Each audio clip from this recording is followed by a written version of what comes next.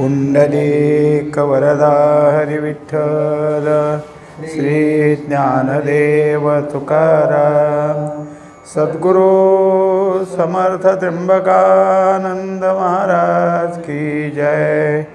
माऊली ज्ञानेश्वर महाराज की जय।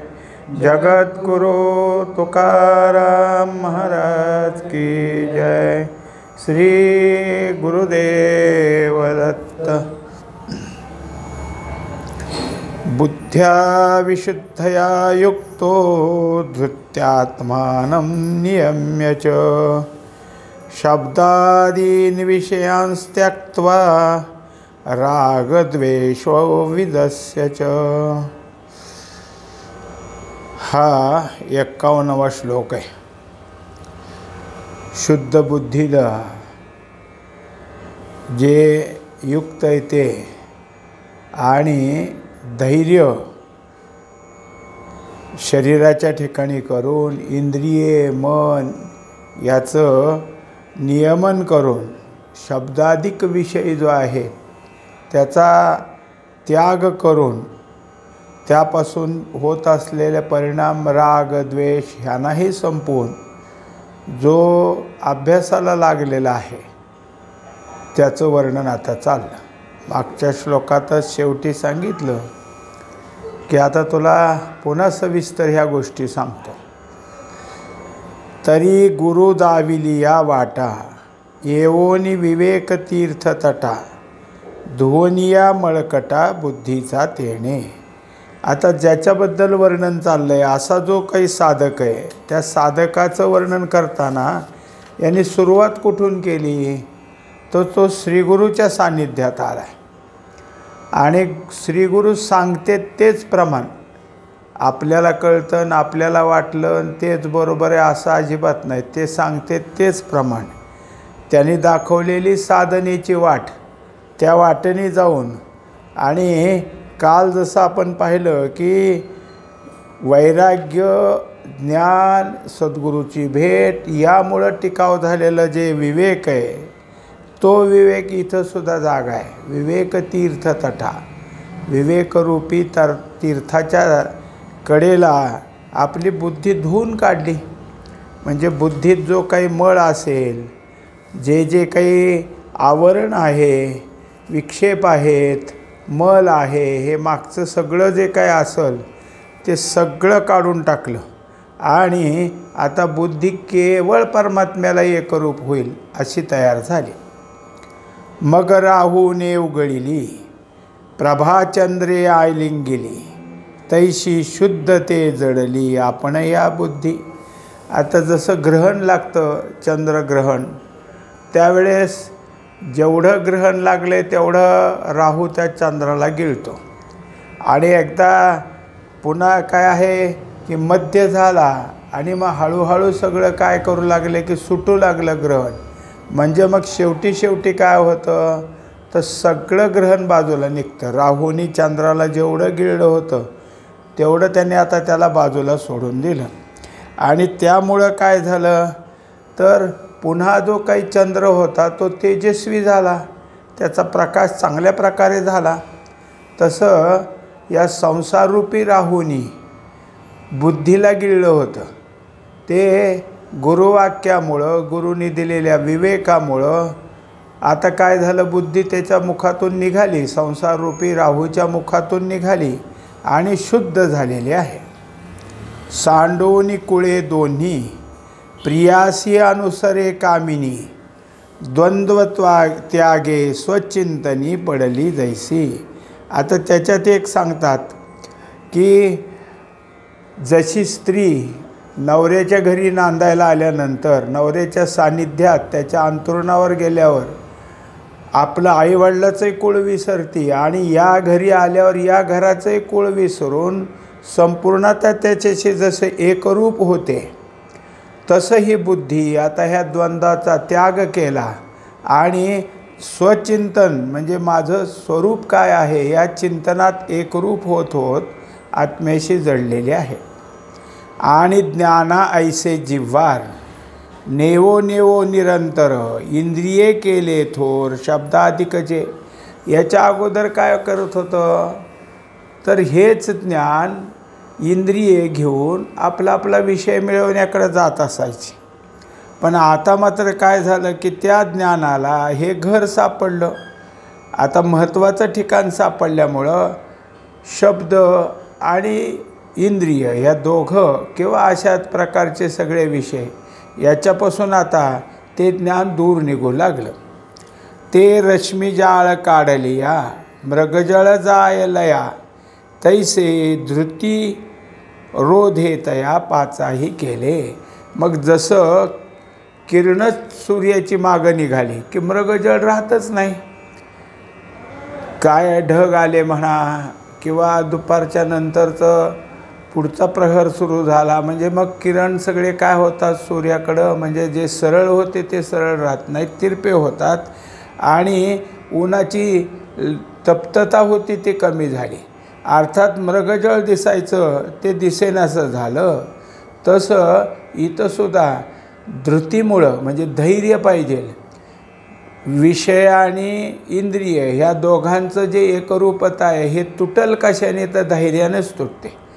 एकतर विवेक पाहिजेच, तो आहेच, पण तरीसुद्धा धैर्य पाहिजे आणि ते धैर्य असल्यामुळं हे पाचही विषय बाजूला निघाले.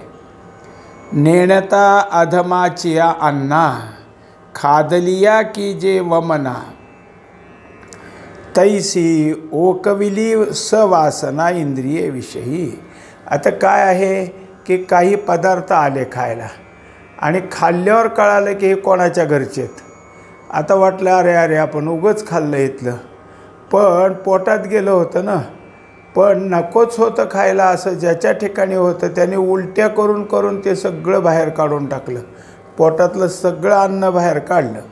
तसं इंद्रियांच्या पूर्ववासना ज्या काही होत्या विषयासंबंधाच्या त्या सगळ्या आता बाहेर काढून टाकलेल्या आहेत.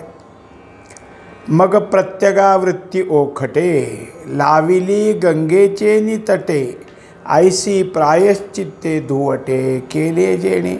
आता जसं एखादं काय आहे की स्पर्श होतो मागं सरकावं असं जे आहे, तसं पुन्हा पुन्हा काही लहर आली की आत्मभेट की पुन्हा मागं पुन्हा अशी जी काही प्रत्यगावृत्ती होऊ लागली, ते प्रत्यगावृत्तीनं वरवर करत ती वृत्ती शुद्ध झाली आणि शुद्ध झालेल्या वृत्तीच्या ठिकाणी आता काहीच नाही. जसं काही असेल पूर्वीचं, पण गंगेच्या स्नानाला गेल्यावर प्रायश्चित्त घेतलं की सगळं धुवून जातं, आता काही उरत नाही, तशी ती वृत्ती शुद्ध झाली. पाठी सात्विके धीरे तेणे शोधारिली तिये करणे मग मनेसी योग धारणे मिळविली.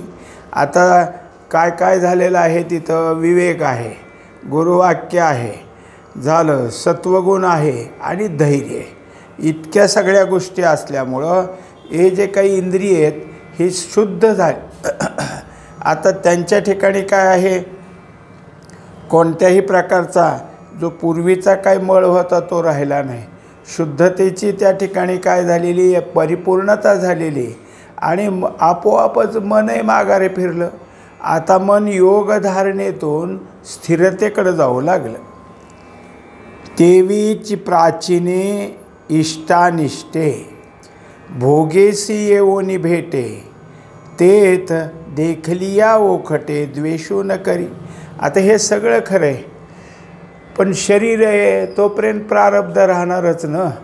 मग शरीर एकदा का त्या एकरूपतेतून बाहेर आला न इकडं तिकडं काही असेल ते शरीराचं कार्य होऊ लागलं की काही इष्ट आणि काही अनिष्ट अशा तऱ्हेचं काही ना काहीतरी भोग पुढे येतातच.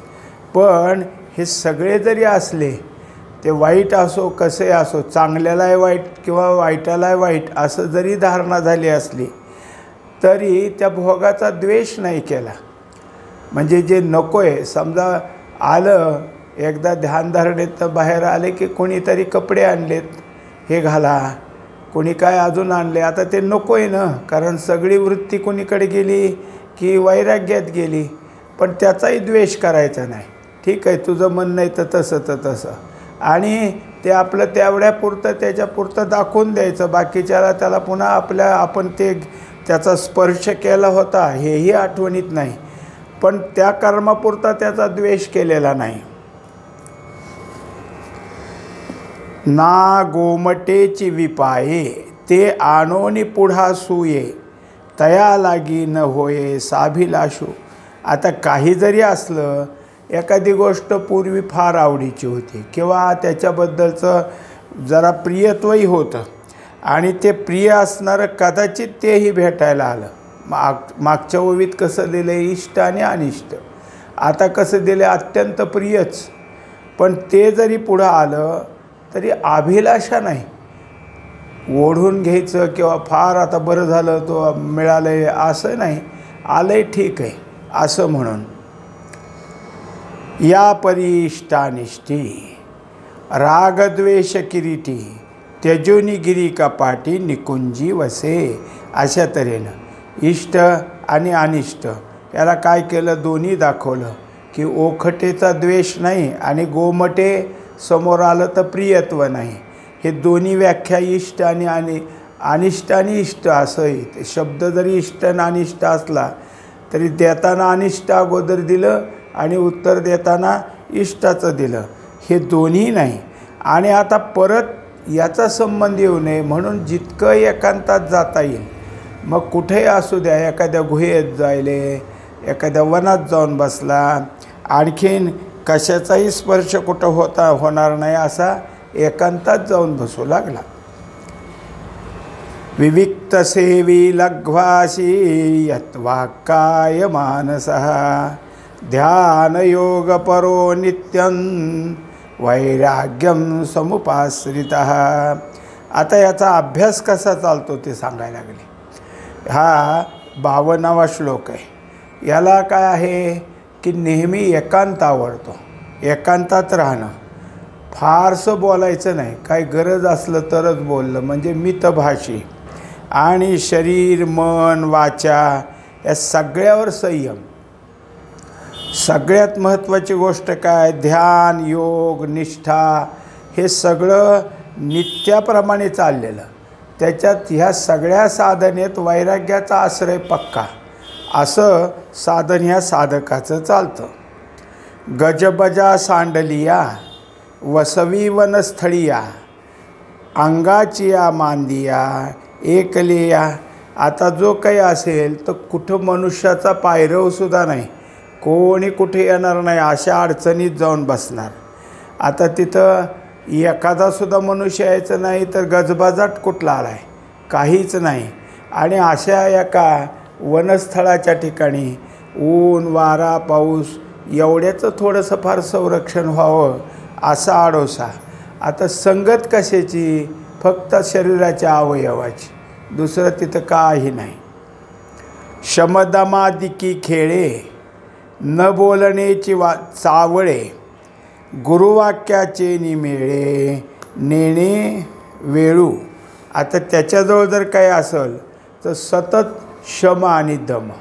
अंतःकरणात मन आणि इंद्रिये वर तर सांगितलंच आहे, कसा विषयाला बाजूला काढलं तेच 8 तासांनी इथं ठेवलेलं आहे. आणि न बोलणं हेच त्याचं बोलणं आहे, काही बोलायचं नाही असंच आहे. फक्त जर काही असेल तर गुरुवाक्य जे आहे त्यातच सगळा वेळ ह्याचा जात आहे. आणि अंगा बळ यावे ना तरी क्षुधा जावे का जिभेचे पुरावे मनोरथ. आता जसं इतर मनुष्याचं असतं की पौष्टिक अन्न खायचं, शरीराला पोषकता निर्माण व्हावी असं, शिवाय भरपूर जेवायचं म्हणजे भूक काही राहता कामा नये, अर्धवट नाही, पोटभर जेवायचं. आणखीन ते साधं नाही जेवायचं, जिभेला जे आवडतं तेच, म्हणजे जे आवडीचं आहे ते खायचं.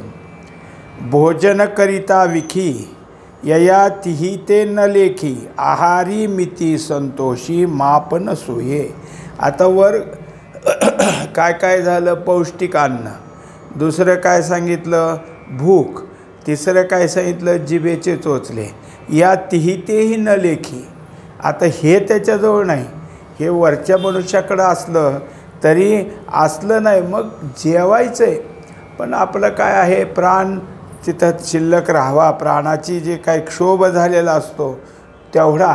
मग आहारी मिती संतोषी, थोडा आहार, जे काही आता गरजेचं आहे तेवढा आहार घेतला तरी त्याच्या ठिकाणी त्यात संतुष्टता असते. आसनाचे निपावके हारपता प्राणू फोके, याची भागू मोटके आसन कीजे. तरी आता काय आहे की आसन घालायचं आहे, प्राणायाम करायचा आहे, मग त्या प्राणाला अगदीच क्षीणता आली तर कसं होईल, म्हणून प्राणाला तेवढंच जतन होण्यापुरतं अन्न खातो आहे, जास्त काही नाही. आणि परपुरुषे कामिनी कामिनी कुळवधू अंग न घाली, परपुरुषे कामिली कुळवधू अंग न घाली, निद्रा आलस्य न करी, निद्रा आलस्य न मोकली आशन तैसे. आता काय आहे, एक उदाहरण दिलं की एखादी स्त्री आहे चांगल्या घराण्यातली आणि उगीचच तिच्या भोवती फिरणारा एखादा पुरुष आहे आणि तिला तिच्या पुढे इच्छा धारण केली तर ती कुळवधू म्हणजे कुलवान असल्यामुळं असं कधीच त्याचं मानत नाही. तो जवळचा असो नाही तर दूरचा असो, त्या शब्दाला त्याच्या जसं काय आहे झिडकारून टाकते. त्याप्रमाणे निद्रा आणि आळस या दोघालाही येऊ द्यायचं नाही, एवढा जेवण करायचं. जेवलं तर आळस येईल खूप जेवल्यावर आणि झोप येईल, हे दोन्ही येऊ नये एवढंच अन्न खायचं. दंडवताचे निप्रसंगे भोई हन अंग लागे, वाचोनी एर नेघे राबस्य तेथ.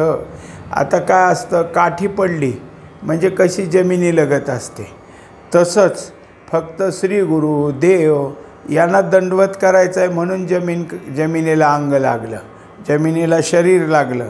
याशिवाय झोपलाय थोडे वेळ उगीच काही असलंसुद्धा नाही, थोडंफार ते काय अशा एवढ्याच कारणानं शरीर जमिनीला टेकवतं आहे, नाही तर सतत साधनेमध्ये आहे.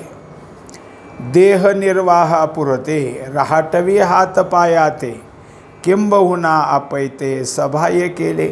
आता वरती तर आपण पाहिलं की हा कुठं जाऊन बसला आहे, वनस्थळी या, मग तरी पण भूक लागलच ना. मग भुकेपुरतं कुठंतरी शेजारच्या गावात जायचं आणि काहीतरी आणायचं, तेवढ्यापुरते हातपाय हलवले, तेवढ्यापुरतं मन बाहेर आलं, बुद्धी बाहेर आली आणि जे काय आणलं आहे तेवढं खाऊस्तोर पुन्हा अंतर्मुखच होणार.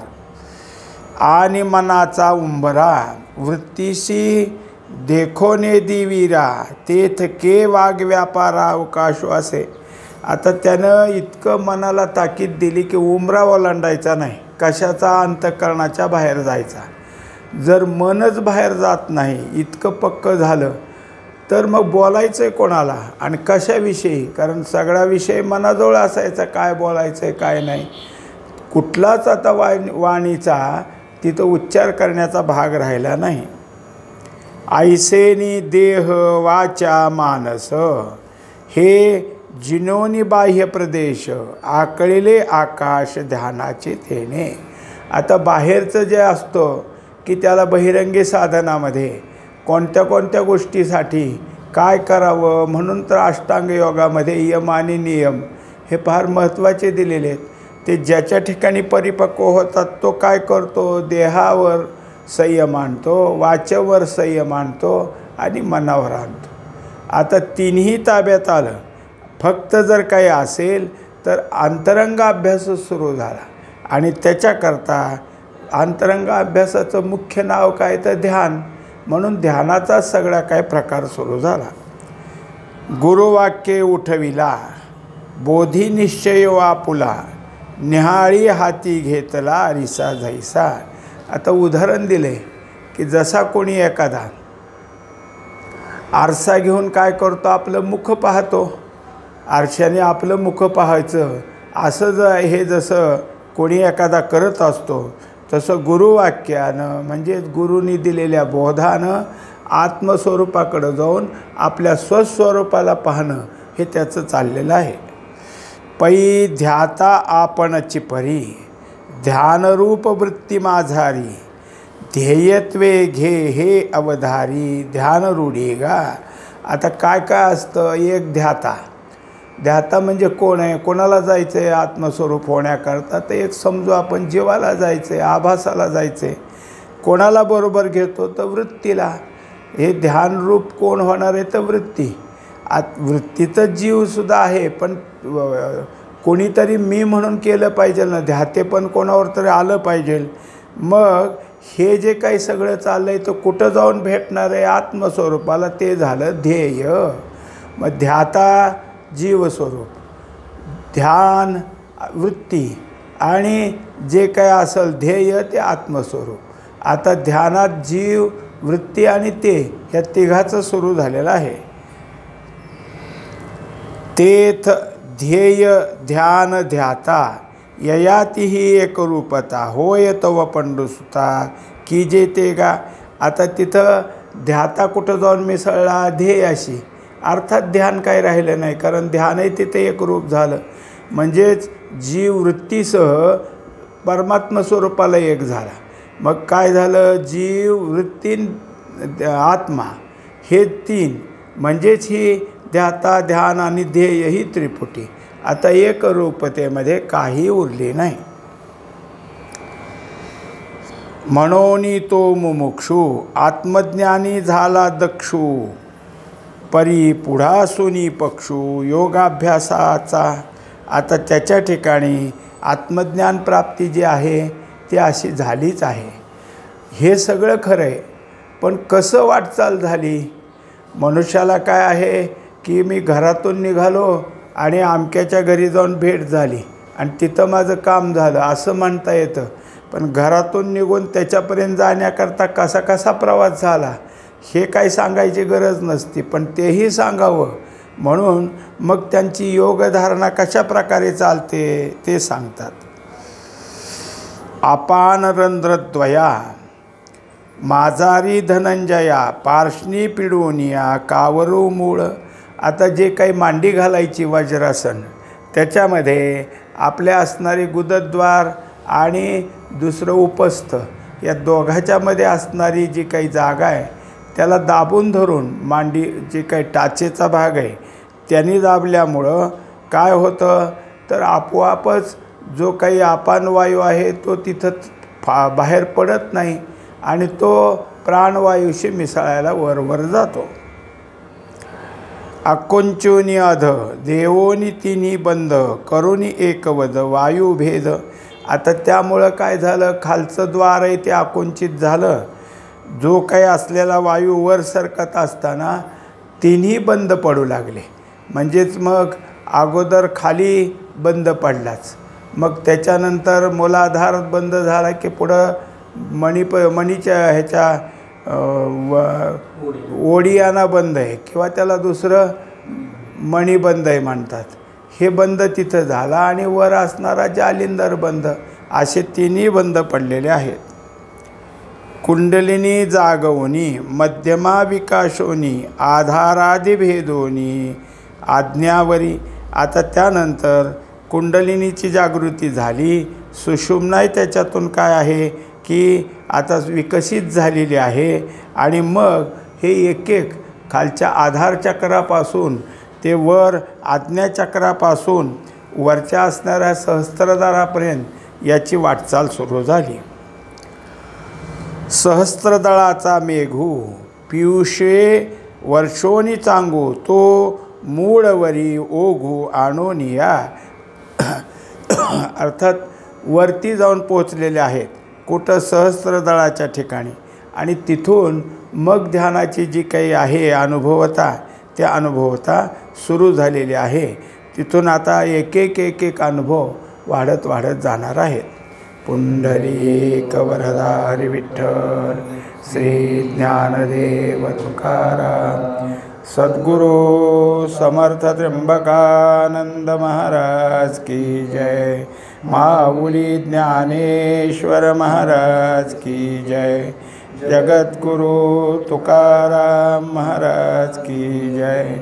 श्री गुरुदेव दत्त.